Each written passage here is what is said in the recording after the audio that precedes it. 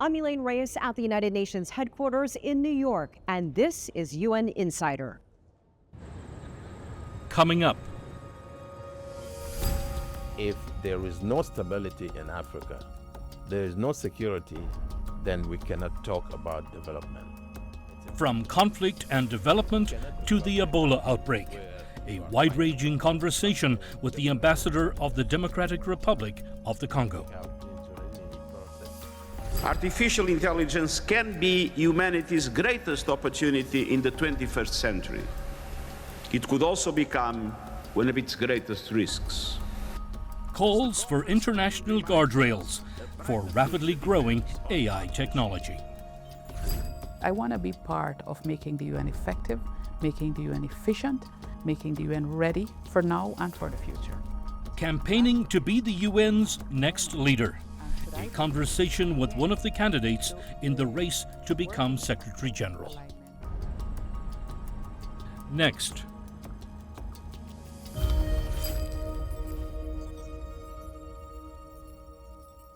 The Democratic Republic of the Congo holds the Security Council presidency for July. The African nation held a signature event on natural resource governance, stressing the role control of and profit from resources can impact peace and security. Natural resources must no longer be the battlegrounds of our rivalries. They must become the foundations of our collective security. If we succeed in turning minerals, water, forests, energy, and biodiversity into instruments of cooperation rather than confrontation, then we will be able to say that the Security Council has remained true to its mission. And history will record that here at the United Nations, the international community chose to make natural resources not the legacy of our divisions, but the foundation of our shared destiny. Natural resources, just one of the key issues for the DRC at the UN. I sat down with the country's ambassador, Zenon Mokongo Ngai. Ambassador, thank you so much for joining us. No problem.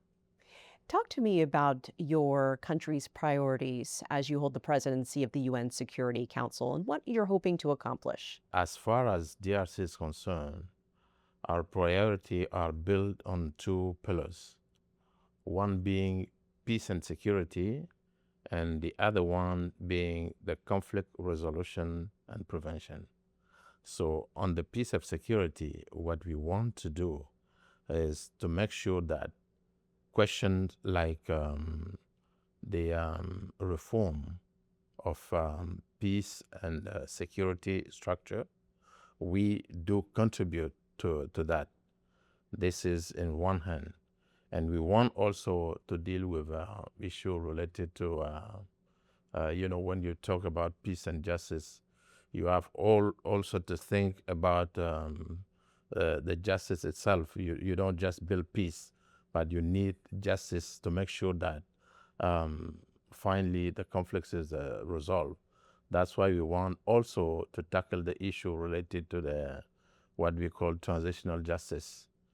So this is in one hand. And when it comes to conflict resolution, we want to deal with the issue of, when you have a lot of armed groups on the ground, you need to work on the DDR process.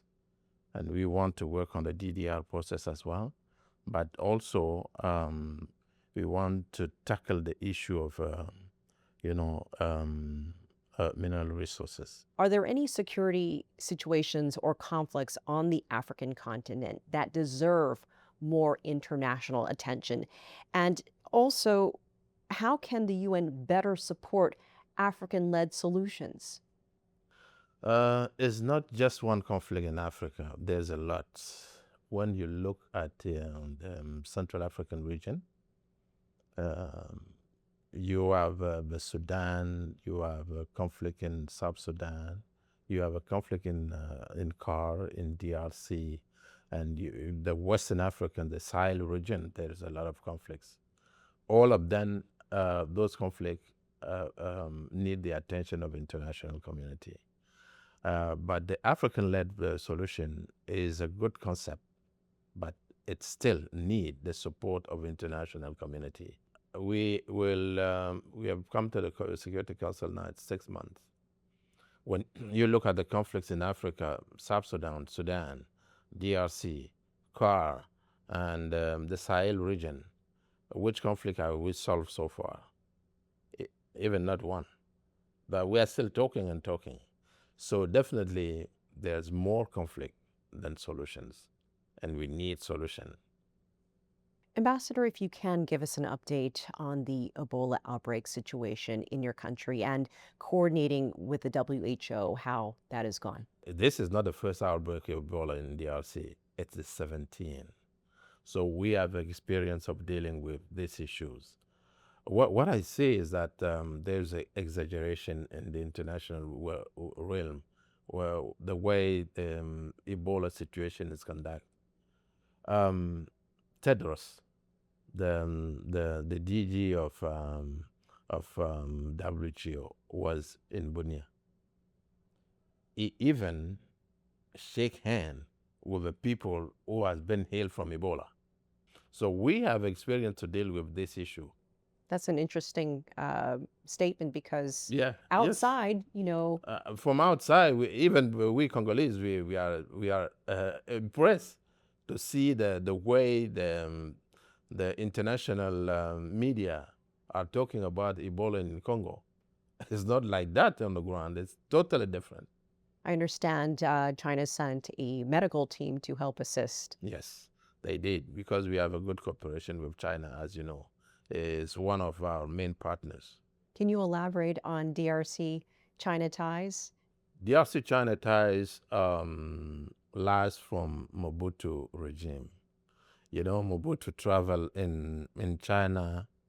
I don't know the year exactly, but Mao Zedong was leading China at that time. Long time ago, we were little kids, and so we came to know China for a long time, and the ties has been built since that time until now, and we have a very good cooperation with China for the time being.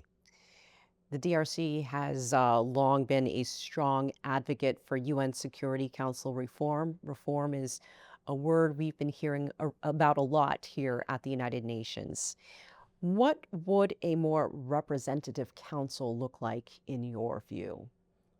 We have Inzolini process, which is the African concept of Security Council reform. What we want is, we want at least to correct the injustice of history, at least 2 permanent members from African side, and also 2 more as non-permanent, to make sure that there is a balance. This is what we want. As far as the veto is concerned, if veto remains, then we need to have veto as well. This is our concept of a reform of Security Council, and it's very important. We need that. Ambassador, how would you assess Africa's progress toward the Sustainable Development Goals, and where is the greatest need for action? The greatest need for action is to make sure that we have a plan as Africa, what we call Agenda 2063. We want this agenda to be implemented, because actually we have had a lot of concept of sustainable development. We had a couple of agendas. One of them being what we call silent the guns. We were supposed to silence the gun, because actually, if there is no stability in Africa, there is no security, then we cannot talk about development. It's impossible. Yeah, you cannot develop a country where you are fighting and where there's a lot of war. As an ambassador of your country and a representative here, a voice for Africa within the United Nations, what message would you like the international community to hear about the continent's future and role in global governance? What we want is to make sure that Africa is really independent. We have a political independence, but we need economic independence as well. Those who are behind the wars and conflicts in Africa, they have to release Africa. Then Africa will build its own development. Ambassador, thank you so much for joining us. Thank you, Joe.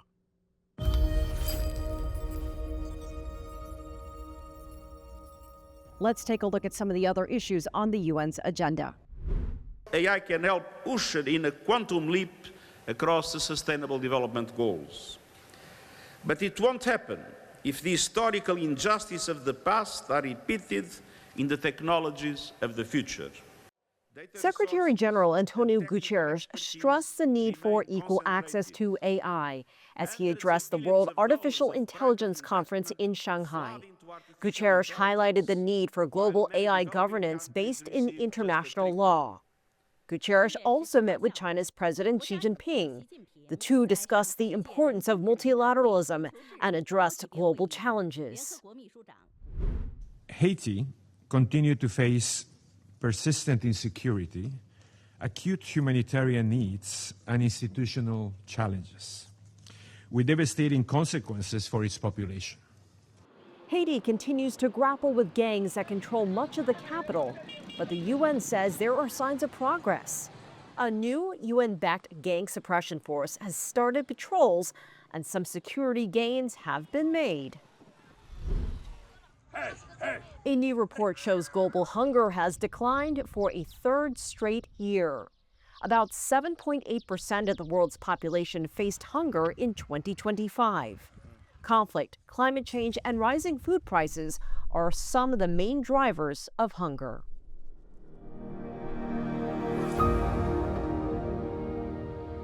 Coming up, I truly believe that there is no alternative to the UN. UN Insider.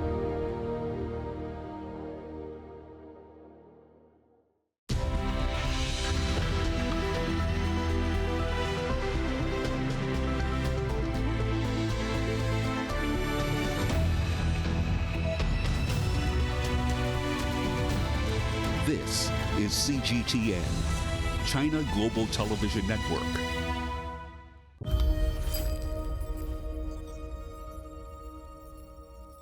Welcome to all the candidates. The men and women vying to become the new UN Secretary General laid out their visions for the role at a town hall in New York City.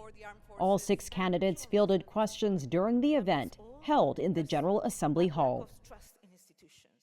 Carolyn Rodrigues-Birkett is among the candidates vying for the job. She is Guyana's ambassador to the UN and also served as the country's foreign minister. Ambassador, thank you so much for joining us. Thank you for having me. Ambassador, you've said, I believe in the United Nations. It is indispensable, it is incomparable, and it is a force for global good. What gives you the confidence in the future of the UN, and how would you strengthen its relevance if you were chosen as Secretary General? The UN has stood the test of time, and it's 80 years now. And I think in any organization, there comes a time when you have to look at what you have done well, what you can do better. And I think we're at that time right now. And as you know, reform is in the air. Work has started on that. But I truly believe that there is no alternative to the UN. And we can make it better. Even in the situation that the world is in right now, I think that all roads always lead back to the UN. If you were chosen to lead, what would be your top priorities in your first 100 days? I mean, where do you even begin? Firstly, you have to ensure you have a good team around you. An organization is good as its leadership. And so first order of business would be to ensure that I have a team that is balanced with the requisite skills that are needed right now for the UN. Secondly, we are experiencing a proliferation of conflicts. And I think that we need to look at how we can move the needle in some of those. There's also a large humanitarian challenge. The humanitarian needs are ballooning and the resources are shrinking. But we're talking here about the lives of people, of men and women and children. And work has been done already on a pact, on a humanitarian pact, and I would like to see how we can accelerate that kind of assistance. And thirdly, on the development side, Where there is development, there is peace. Where there is peace, there is development. And where we have both, we have the dividends of human rights as well. So we need to accelerate work with the international financial institutions on how we can make access to finance easier, especially for the developing world. You've talked a lot about your ability to navigate among the larger countries and the smaller developing nations, and really striking that balance and making sure every voice is heard. What have you been hearing from member states as you've been going around talking to them since your campaign began? What are their biggest issues? I've heard from member states that they believe in the UN, that we need the UN. But also I've heard from member states is that we need to better the UN and a commitment to do that. So I think that's the first, if I may call it the first hurdle, in the sense that when you listen to people talking about the UN not being fit for purpose, being useless, things like that, I think it's because they don't have a perspective on the entire UN. The UN is about peace and security, but the UN is also about development. And the UN has been able to do quite a lot on the ground. And I've visited several countries during my time on the Security Council, but even before that, and in my own country. And I've seen how the UN functions. And I also see where we can make improvements. And this is why I'm running for Secretary General, because I want to be part of making the UN effective, making the UN efficient, making the UN ready for now and for the future. You speak of efficiency. You also brought up reform. As we all know that the UN is in the midst of this massive UN 80 initiative. What more would you do in terms of reform if you're chosen as Secretary General? There are three aspects to the current reform. One is the improvement in the Secretariat, more effective, more efficient, as I mentioned. The second part is how we deal with the mandates of member states. The Secretary General and the Secretariat are responsible for implementing those mandates. And that work has been done by member states in how we treat with new mandates. For example, we ensure that the cost that is associated when a mandate is created is known before we create those mandates or before member states create those mandates. And so that work is done, that resolution has been passed, and it's for the Secretary General to implement that. As Secretary General, if I'm appointed, I would ensure that member states are provided with the information whenever those mandates are being created so that they make the decisions based on the information that's provided to them. But the third aspect of reform, to me, it's the one that would have the deepest impact, because that deals with structural alignment of the UN agencies. And that work is going on at the moment. And should I be appointed, again, the work in the structural alignment would ensure that we deliver better, but it could only do that if what is approved by member states, it's geared at that delivery. Now, I believe that reform is an ongoing process. It's not an event. And so we have to continue to maybe call it adjustments, make adjustments as we go along, always bearing in mind the needs of member states on the ground. I would like to focus a lot on the ground, how we deliver on the ground. And do you think that can be balanced given the current geopolitical tensions that have sort of torn apart diplomacy around the world? I mean, how important is multilateralism as a tool at this moment? Multilateralism is where we set the norms of the world. It's how we set the norms of the world that we all agree to live by. And I haven't heard any member state say we are walking away from that. No one is leaving the UN. No one is leaving the Security Council. And to me, that tells me that that's a commitment by all of us, that multilateralism remains extremely important. And diplomacy is what we have to expand, I think, the market of diplomacy. Because wars don't end by themselves. They end with diplomacy. And I, as Secretary General, should I be appointed, would ensure that diplomacy is always the first option, mindful of the geopolitical situation that we find ourselves in. But you would see that even when decisions are made outside of the UN, they come back to the UN for validation. We've seen that with Haiti. We've seen that also with the resolution that was passed in the Security Council on Gaza. The negotiations happened outside of the UN, but it was validated in the UN. And we have to look at all methods of bringing peace. And so some may start in the UN, some may start elsewhere, but I believe there's no alternative to the UN as a validator and as a legitimizer. You have long advocated for South-South cooperation. Why is that becoming more important? I mean, you at one point led the G77 plus China. Where do you see its greatest potential? The South has a lot to offer. Sometimes we tend to think that there's only a certain group of countries with the expertise, the technology, but the South, I believe, also would be able to bring to the table the good experiences, the best practices, and of course, the bad experiences. And coming from a small country, Guyana, just under 1 million people, we've seen the benefit of South-South cooperation. Working with our own neighbor Brazil in agriculture, for example.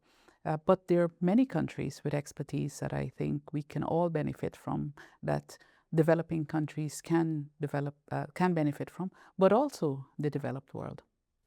You know, a year ago, we sat down, we were talking about the prospect of a female UN Secretary General, and here you are, you're running, joining other women, hoping to lead the United Nations.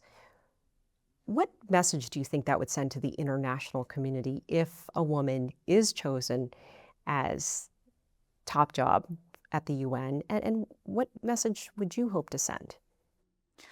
The world has developed to a point where we have qualified men and qualified women. The fact of the matter is the UN has never had a woman Secretary General. So I think that would send to the world, especially to young women out there, that ceilings can be broken, but it would also send a message to the world that men are with women on this. Because if you look at the United Nations, of the 193 member states, less than 25% of the permanent representatives are women. And given the process for the appointment of the Secretary General requires a recommendation from the Security Council where we have a minority of women, and it goes to the General Assembly where we have a minority of women as well. If that is approved, it would say that men are with women on this. Ambassador Rodrigues-Birkett, thank you for joining us. Thank you. UN Insider.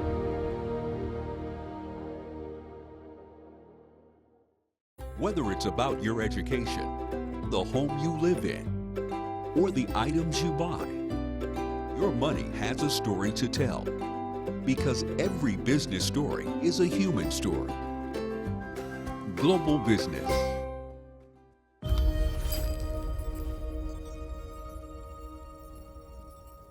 Climate change has contributed to stronger, more destructive storms in recent years.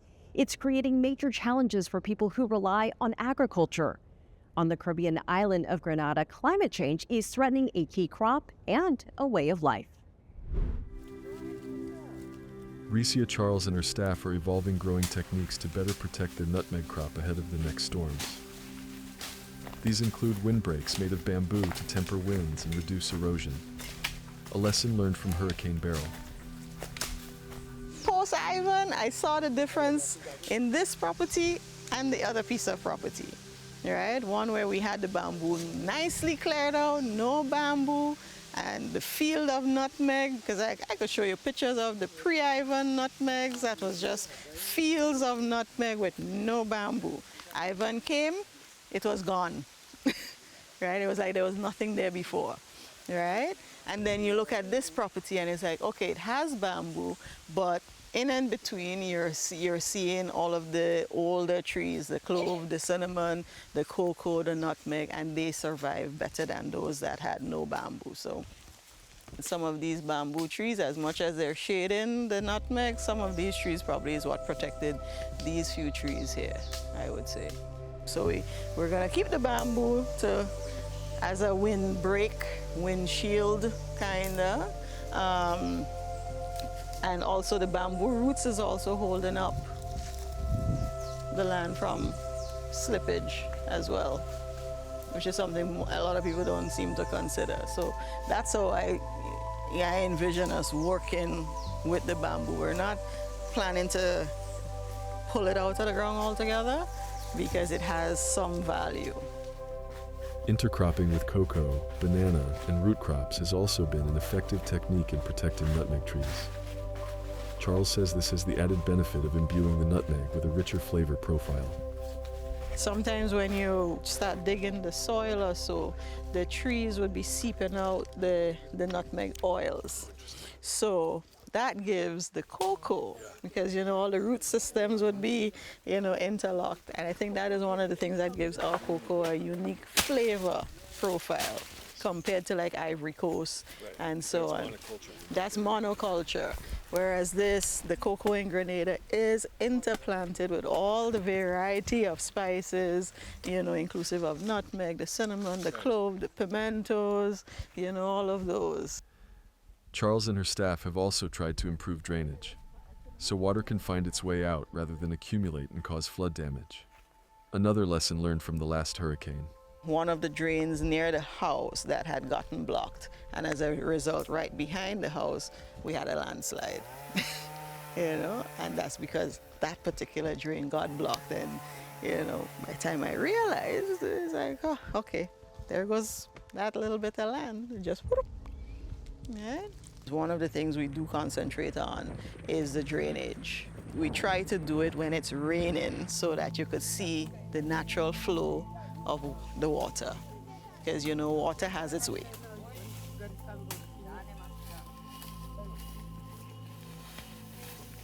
Charles was an economist at the National University before she bought her 330-acre estate and started farming. She insists that Grenada's nutmeg industry is too stuck in its ways and needs to innovate to realize the spice's full market potential and improve livelihoods on the island.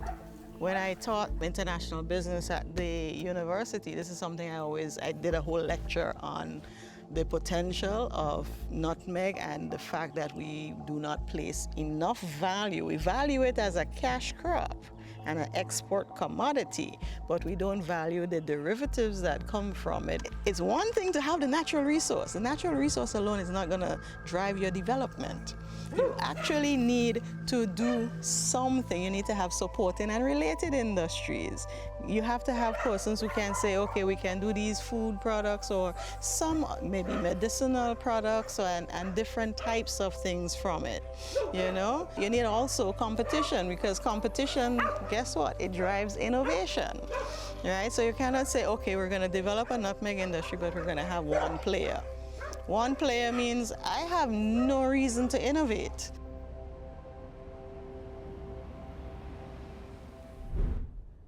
I'm Elaine Reyes at UN headquarters in New York. Thanks for being a UN Insider.